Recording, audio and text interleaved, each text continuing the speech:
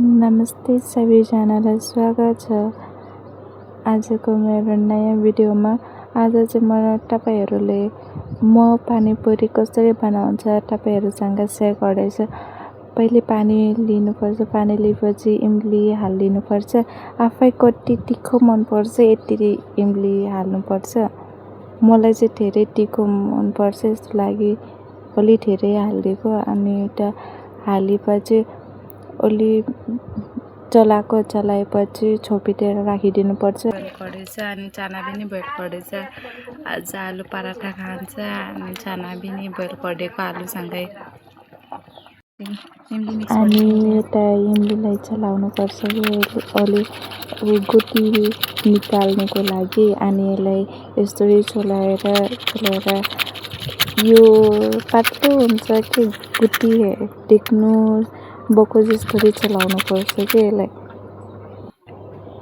अनि यता छाक्नुपर्छ तो यो खानुमा राम्रो लाग्दैन। यो इमलीको गुटीहरू के हुन्छन् न इमलीको, अनि ऊ छाकेर अनि फ्याँकिदिनुपर्छ यो गुटीहरू बाक्लोहरू चाहिँ।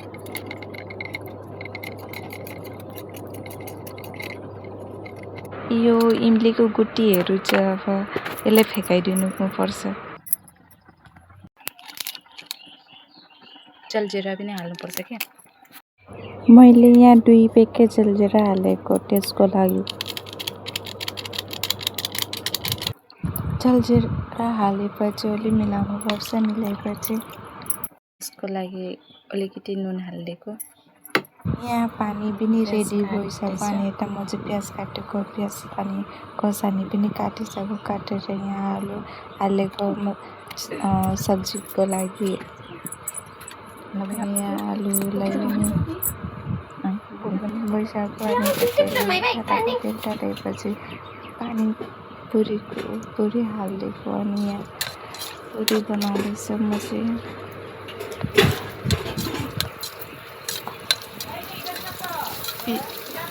भिडियो बनाउनुको लागि म चाहिँ पकाउँछ। म चाहिँ जहिले पनि म भिडियो च्यालेन्जहरू गर्छ कि उयोहरूमा सबै आफै बनाएरै म भिडियोहरू बनाउँछ कि आफै बनाउँछ। अनि आफै खान्छ अनि भिडियो बनाउँछ। म चाहिँ यहाँ किन्दिनँ, आफै बनाएरै खान्छ।